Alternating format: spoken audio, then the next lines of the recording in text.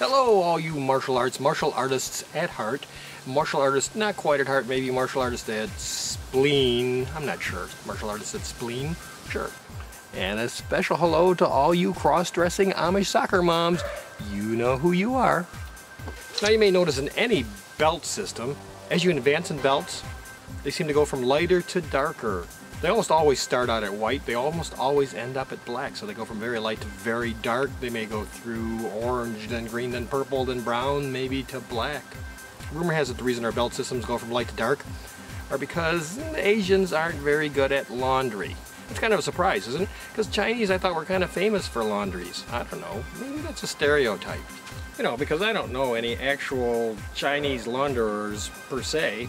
I mean, every once in a while you bump into one at the laundromat, but they're not really doing it professionally. It's not like they're any better at it than you or I. Yeah, they're just slinging quarters like the rest of us, shoving laundry in there and going home. I don't know. That was all a lie. Actually, I don't even ever go to the laundromat. But I digress. Billions of years ago, when martial arts first started, back during the dynasties or shoguns or rice cakes, I don't know. The way martial arts were taught was they were passed along from generation to generation. So son learned from their father, or nephew learned from their uncle or something. I guess girls didn't learn from anyone because they weren't allowed to. Could be wrong there, but that's just the impression I got. But the point is you would learn from some old guy in the village, and he would just grab a student, go out into the forest somewhere, and pummel them for a while. And of course they had a favorite workout belt, which they used to hold up their pants. They'd grab it out of their gym bag, go out into the forest and pummel someone for a while. Well, even with the finest laundry methods of the time, like beating stuff on a rock,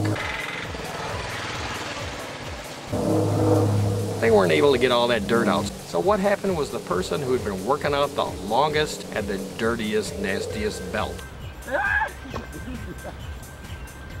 Because it just didn't come clean, no matter how much rock beating they did. So these are the black belt kind of people we're talking about.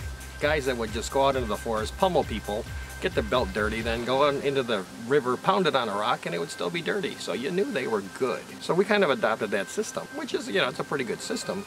You know what system I'm glad we didn't adopt? Think about it. You go out there day after day, you pummel someone, your belt gets dirtier and dirtier and dirtier. I mean, by the time it gets pretty dirty, it's got to smell pretty bad. What if we had a ranking system where every rank you got smelled a little worse? It'd get, you know, rankier. That'd be a ranking system. By the time you got the black belt, that thing would smell horrible. People would know you're experienced. After a while, you'd just be hoping they'd take that belt to a Chinese laundry, get it washed out. I think the Chinese have gotten better at it now. Although, you know, I've never seen a Chinese laundry actually. Is that a mythical thing, the Chinese laundry? Is it like a Norse, you know, the Norse got like Valhalla or Nirvana or something, where, you know, they're just these places that we've never, Atlantis, the city of Atlantis. Are they like that? We've never seen them, but they do in fact exist in someone's mind at least. I don't know. So until next time, don't eat Mexican food and stand next to a fire. Don't eat Japanese food at all, raw fish. Save the cheerleader, save the world, and always seek peace. That's all, folks.